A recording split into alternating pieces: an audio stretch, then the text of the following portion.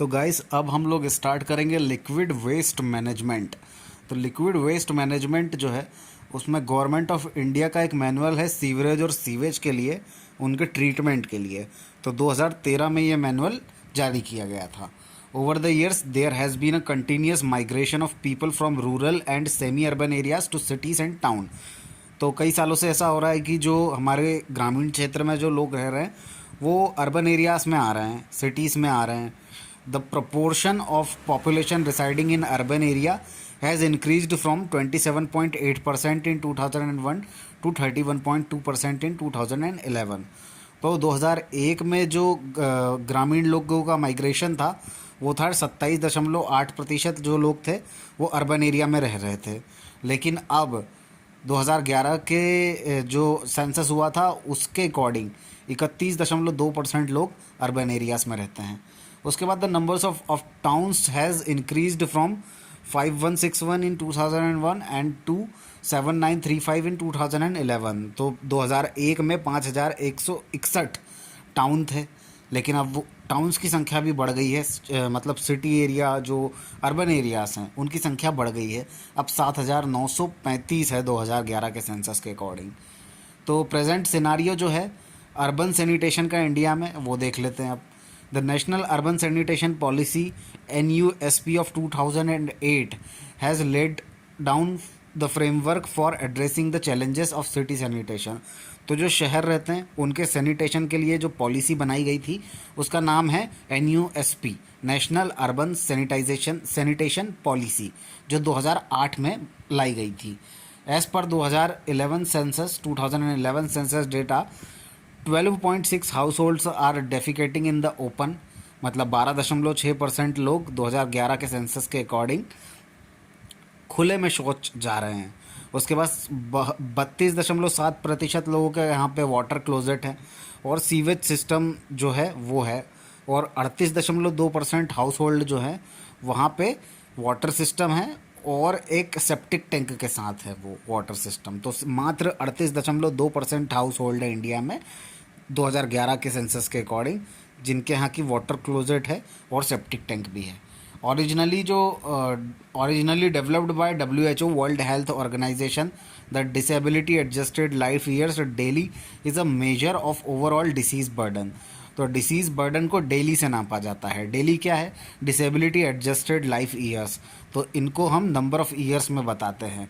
तो WHO हमको एक मेजर देता है ओवरऑल बर्डन, डिसीज़ बर्डन का, उसको बोला जाता है डेली। डेली का फुल फॉर्म होता है डिसेबिलिटी एडजस्टेड लाइफ ईयर्स। इसको हम नंबर ऑफ़ ईयर्स में एक्सप्रेस करते हैं जो, और इसमें वो बताते हैं कि जितने लोग ख़राब हालत, इल हेल्थ के कारण जिनकी डेथ हो गई या जल्दी डेथ हो गई जिनकी, या कुछ भी उनको डिसेबिलिटी थी फिजिकल या मेंटल, तो उसके कारण उनकी डेथ हो गई।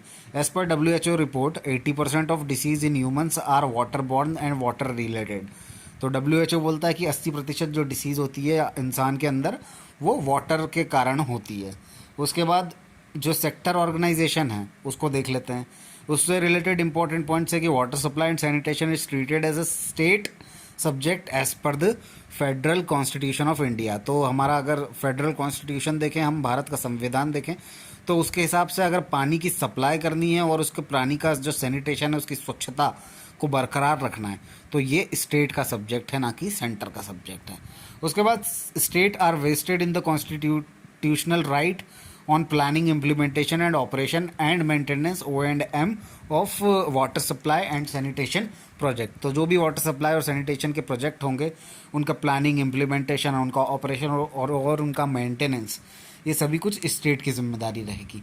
The Public Health Engineering Department PHED is the principal agency at state level for planning and implementation of water supply and sanitation programs। तो PHED एक हमारा डिपार्टमेंट होता है, पब्लिक हेल्थ इंजीनियरिंग डिपार्टमेंट।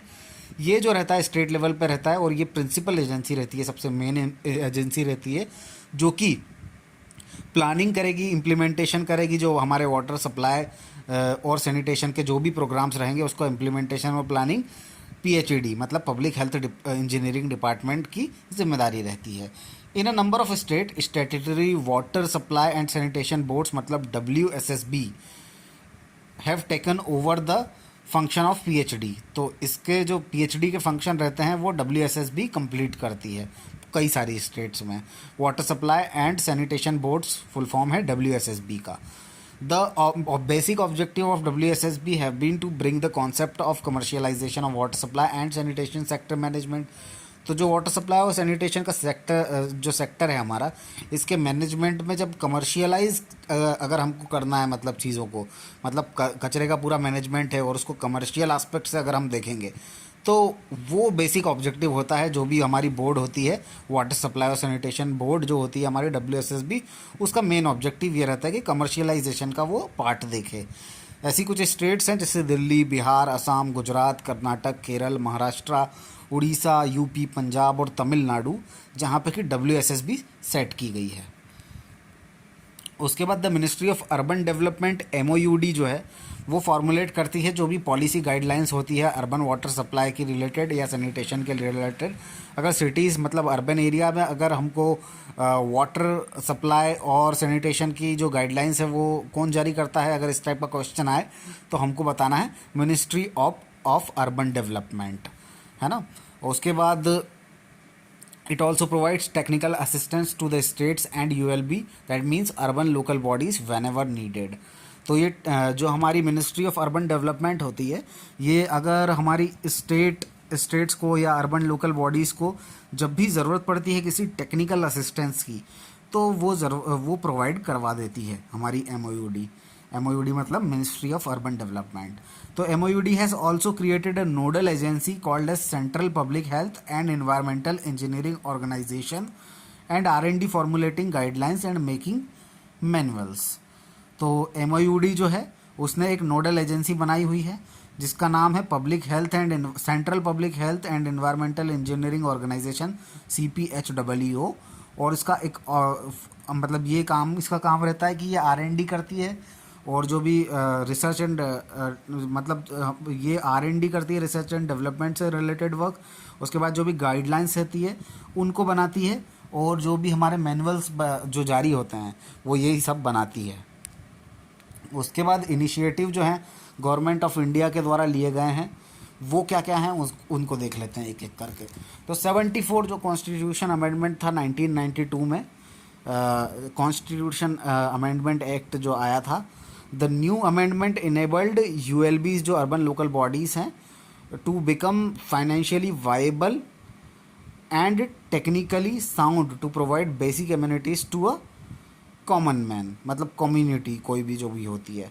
तो मतलब ये जो अमेंडमेंट था 74th अमेंडमेंट, उसमें अर्बन लोकल बॉडीज़ जो थी उनको फाइनेंशियली मतलब उनको सशक्त बनाया गया पैसे देके, तो फाइनेंशियली उनको वायबल बनाया गया ताकि वो जो बेसिक ज़रूरतें होती है बेसिक एम्यूनिटीज़ होती है वो प्रोवाइड करा सकें। उसके बाद जो दूसरा हमारा इनिशिएटिव है भारत सरकार का वो ये कि the provision of employment as manual sewerages and the rehabilitation act 2013। तो रिहेबिलिटेशन एक्ट 2013 में आया था और इसमें एक प्रोविज़न था कि एम्प्लॉयमेंट और मैनुअल सीवरेजेस के से रिलेटेड जो था उसका एक प्रोविज़न था। उसके बाद it provides for the following distinction very clearly to and this dehumanizing practices of manual scavenging and also eliminate the hazardous cleaning of septic tank and sewers। तो ये जो हमारा रिहेबिलिटेशन एक्ट था जो कि एम्प्लॉयमेंट और प्रोहिबिशन के लिए था, मैनुअल सीवरेज स्कैवेंजर्स जो थे हमारे मतलब जो ज़मीन में घुस के वो कचरा साफ़ करते हैं ना बड़े बड़े नालों में डूब के, उनके लिए उनको रोकने के लिए ये बेसिकली ये एक्ट 2013 में लाया गया था, रिहेबिलिटेशन एक्ट। और ये बहुत ही अमानवीय तरीका होता है और ये बहुत हज़ार्डस क्लीनिंग होती है। अगर सेप्टिक टैंक को इस तरीके से उसके अंदर घुस के अगर हमारे वर्कर्स अंदर घुस के अगर साफ़ सफाई कर रहे हैं तो that is really sad for the humans aspect. और तो प्रोहिबिट्स इनसैनिटरी लेट्रीन्स, तो ये इनसैनिटरी लेट्रीन्स जो होती है उसको भी प्रोहिबिट करता है। उसके बाद ये प्रोहिबिट करता है मतलब रोकता है। Prohibit hazardous cleaning by workers, तो जो भी जान जोखिम में डालने वाली क्लीनिंग से साफ सफाई है वर्कर्स के द्वारा, उन सभी पे रोक लगाने के लिए इस रिहेबिलिटेशन एक्ट को लाया गया। उसके बाद offences committed under the act are non bailable। अगर किसी ने इस तरह की साफ़ सफाई करवाई तो वो उसको जेल जाना पड़ेगा और वो भी उसको बेल भी नहीं मिलेगी। The authority has been conferred to the local bodies and DM, और जो पूरी ताकत दे दी गई वो किसको दे दी, हमारी जो लोकल बॉडी रहेगी या फिर डिस्ट्रिक्ट मजिस्ट्रेट डीएम हमारा रहेगा उसको पूरी authority they the. Responsibility of local authorities under this act is mandatory, और इसमें जो लोकल अथॉरिटीज़ की जिम्मेदारी हैं वो बहुत ज़्यादा और ज़रूरी हैं, मतलब मैंडेटरी कर दी है। उसके बाद जो तीसरा इनिशिएटिव लिया गया इंडियन गवर्नमेंट के द्वारा वो था national urban sanitation policy, NUSP। तो ये 2008 में आई थी नेशनल अर्बन सैनिटेशन पॉलिसी।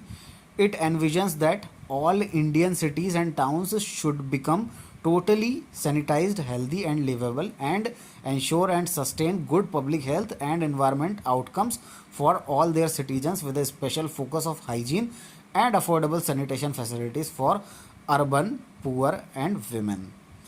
तो ये जो हमारी नेशनल अर्बन सैनिटेशन पॉलिसी आई थी 2008 में, NUSP, इसमें एक एनविजन था, इसमें एक ये कहा गया कि हमारी जो इंडियन सिटीज़ हैं, जो हमारे भारत के शहर हैं और जो हमारे भारत के टाउन्स हैं, वो टोटली पूरे तरीके से सैनिटाइज्ड रहें, एकदम साफ़ सुथरे रहें, हेल्दी रहें, जहाँ पे जिया जा सके ऐसे जगह लिवेबल हो, और वहाँ पे जो हमारी पब्लिक की हेल्थ हो वो काफ़ी ज़्यादा अच्छी हो, और जो हमारे इन्वायरमेंट के आउटकम्स हों वो भी हमारे काफ़ी ज़्यादा अच्छे हों, और हर सिटीजन, हमारे भारत देश का हर नागरिक अपने हाइजीन पे फोकस कर सके, और उसकी जो सैनिटेशन फैसिलिटीज़ हैं वो इतनी सस्ती हों कि वो अफोर्ड कर सके।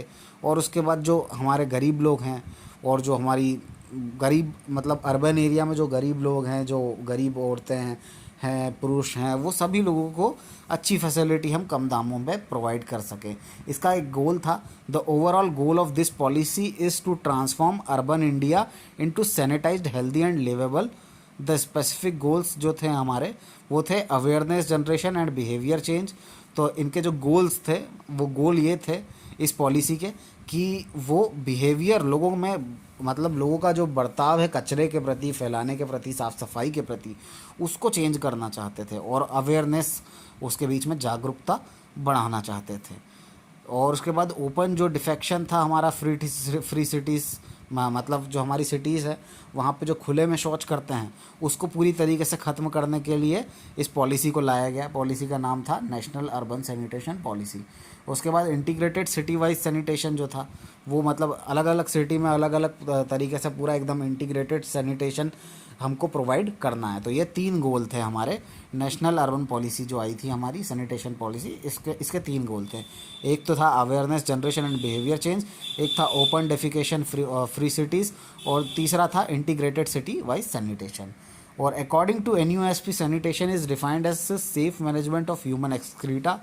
तो सैनिटेशन का मतलब क्या है NUSP से, NUSP ने डिफाइन किया हुआ था सैनिटेशन क्या होता है। तो उसने बताया था कि ह्यूमन एक्सक्रीटा जिसके अंदर कंटेमिनेंट या ट्रीटमेंट, डिस्पोजल और उसका जो एसोसिएटेड हाइजीन जो है उससे रिलेटेड सारी प्रैक्टिस ह्यूमन एक्सक्रीटा से रिलेटेड, तो वो उसका पूरा मैनेजमेंट, ये जो है इसको सैनिटेशन बोला है NUSP ने।